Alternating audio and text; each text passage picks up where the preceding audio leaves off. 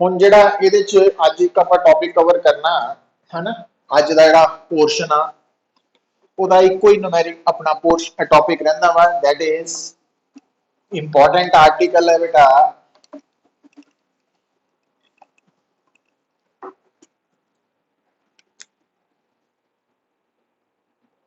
atom as a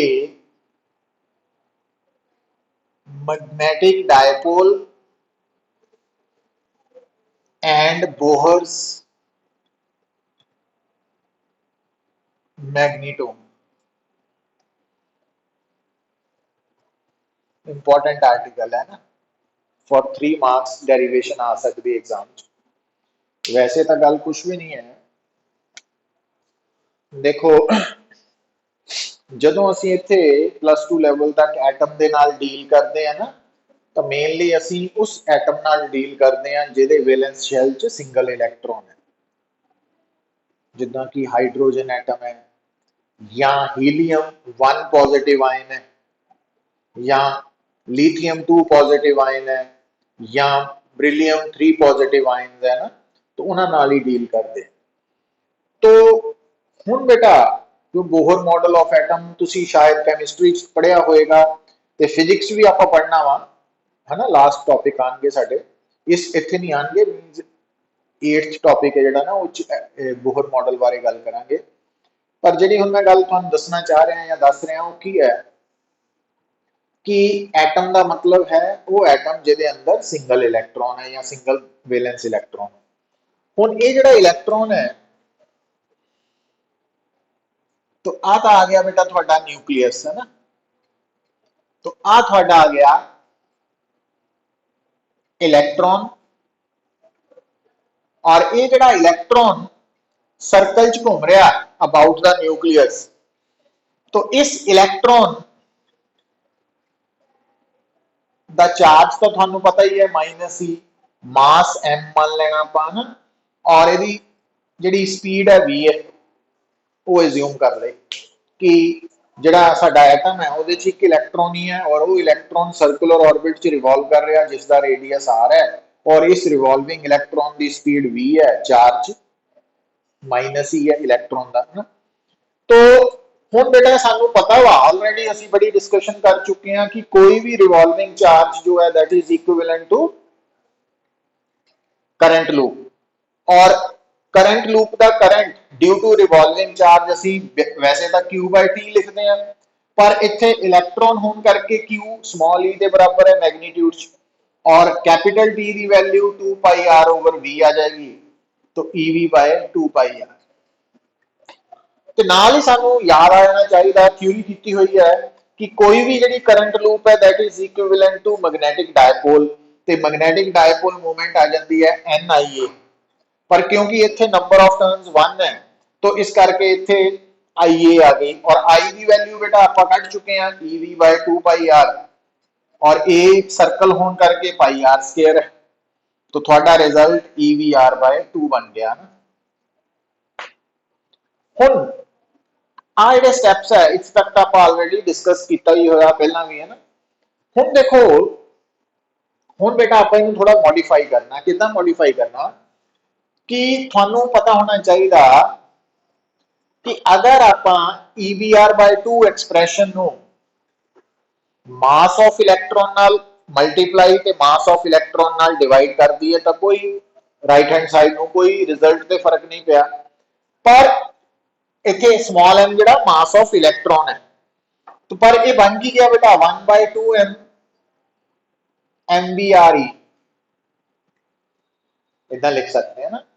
हुण नाल ही तुहानूं याद आ जाना चाहिए कि अगर तुहाडे सामने कोई भी पार्टिकल एनी पार्टिकल सर्कल च घूम रहा, तो उस सर्कल च घूमते हुए पार्टिकल की एंगुलर मोमेंटम की वैल्यू MVR होंदी है। M उस पार्टिकल का मास है जिहड़ा सर्कल च घूम रहा, V ओदी स्पीड है और R सर्कल का रेडियस है ना। तो ये स्टैप्स +1 दे याद होने चाहिए, नहीं याद तो आज तो बाद रखने हैं। हुण बेटा इसका मतलब MVR की है, रिवॉल्विंग इलैक्ट्रॉन की एंगुलर मोमेंटम की वैल्यू। सो इट मीनस असीं इहनूं LE/2m लिख लिया, वेयर एल की है angular momentum of revolving electron.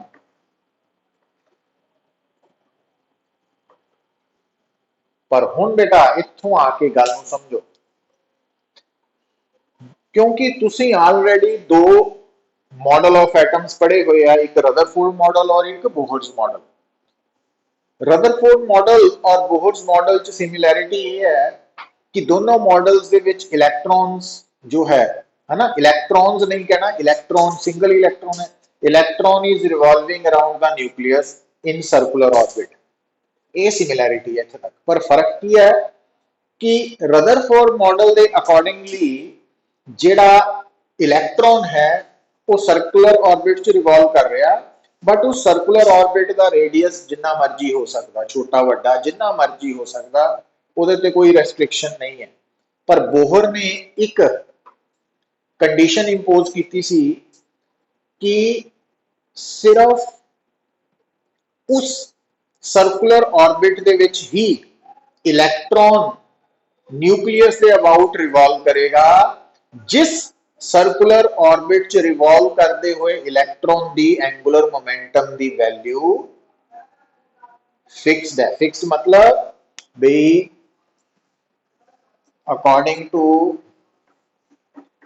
Bohr's postulate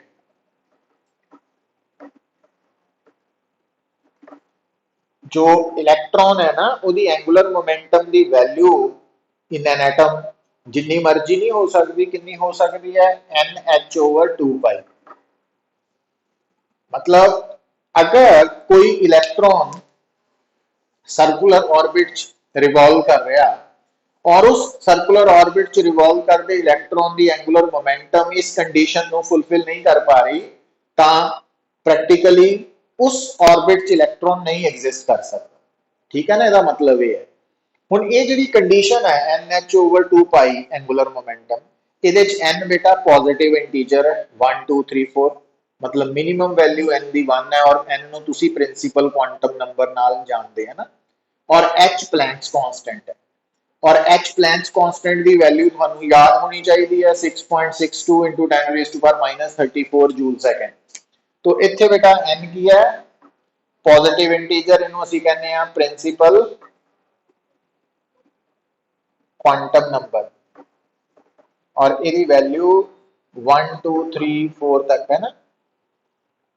और अगर n 1 है, मतलब अगर हाइड्रोजन एटम च n1 का मतलब इलेक्ट्रॉन पहले ऑर्बिट च है, तो उन्होंने कहने हैं ग्राउंड स्टेट च, ग्राउंड स्टेट च मिनिमम एनर्जी पोजेस कर रहे। तो h बेटा प्लैंक्स कांस्टेंट है, और प्लैंक्स कांस्टेंट की वैल्यू बेटा 6.62 इंटू 10⁻⁻34 जूल सेकंड है। और 2 और पाई का पता ही है ना, नंबर्स है।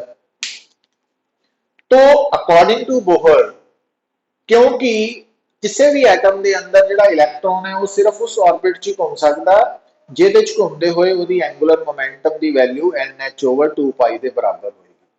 तो अगर आप इस कंडीशन के अकॉर्डिंगली L की वैल्यू इत्थे पुट कर दईए, तो यदा मतलब हाइड्रोजन या hydrogen like atoms they which magnetic movement कितनी आएगी NH/2π इंटू E/2m, मतलब NHE/4πm। हुण देखो बेटा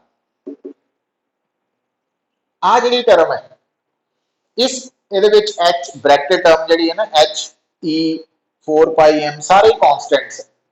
तो जो आप इन्हों के वैल्यूज पुट करके सॉल्व करते हैं तो एक कॉन्स्टेंट आता, और उस कॉन्स्टेंट को मैं म्यू बी लिखता, और म्यू बी भी मैग्नेटिक मूवमेंट ही है, और इनू असी बोलते हैं बोहर्स मैग्नीटोन। बोहर्स मैग्नीटोन। हुण ये जिहड़ी मैग्नेटिक मूवमेंट है ना, तो मतलब आ किहदी मैग्नेटिक मूवमेंट है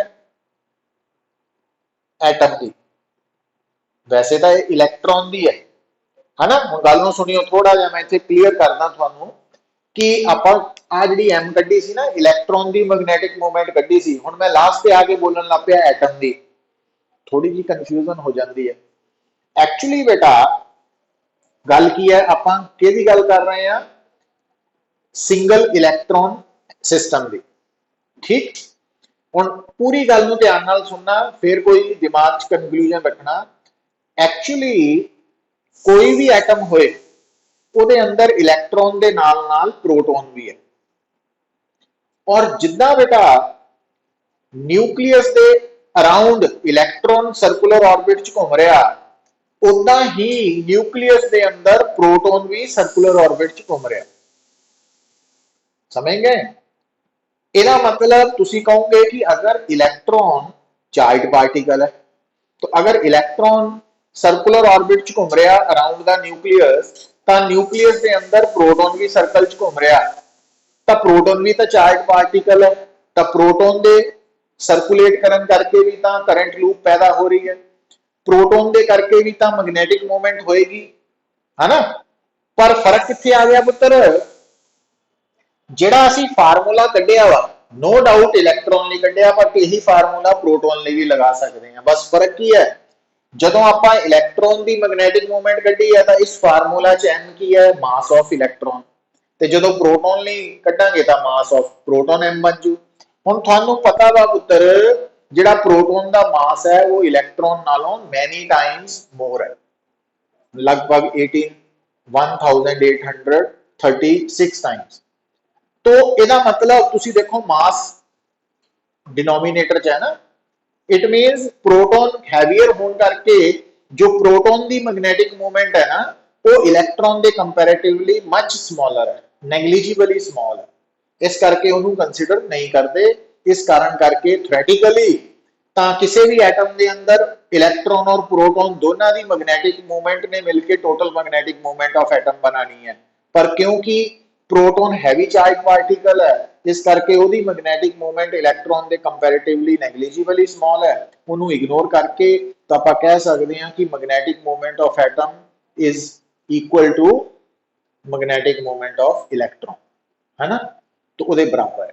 इस करके जो आप मैग्नेटिक मूवमेंट ऑफ इलैक्ट्रॉन निकाली है वही मैग्नेटिक मूवमेंट ऑफ एटम बन गई। ठीक है, लास्ट पे आप बोल। हुण बेटा आ है मैग्नेटिक मूवमेंट ऑफ एटम, और ये है बोहर मैग्नीटोन, और विच आ गया n, और n की लीस्ट वैल्यू मिनिमम वैल्यू 1 है। तो जो n 1 है ना, n 1 है, इसका मतलब थोड़ा एटम जिहड़ा ना वो ग्राउंड स्टेट है। तो जो n 1 है तो थोड़ा एटम जो ग्राउंड स्टेट है, तो उस वक्त m कैपिटल M और म्यू भी बराबर है। इसका मतलब आप की कह सकते हैं, बोहर मैग्नीटोन की है, Bohr मैग्नीटोन is the magnetic moment of hydrogen atom in the ground state। मतलब जदों hydrogen atom ground state present है, लोएस्ट एनर्जी स्टेट प्रेजेंट है, तो उस वक्त हाइड्रोजन एटम की जिन्नी मैग्नेटिक मूवमेंट है वो बोहर मैग्नीटोन के बराबर है ना, उन्होंने बोहर मैग्नीटोन कहते हैं, उस मैग्नेटिक मूवमेंट को बोहर मैग्नीटोन कह देते हैं। तो ये डेफिनेशन है बोहर मैग्नीटोन की, और ये थानू पूछा जा सकता है एग्जाम के विच, और ये रिजल्ट ही याद रखना तुसी। सो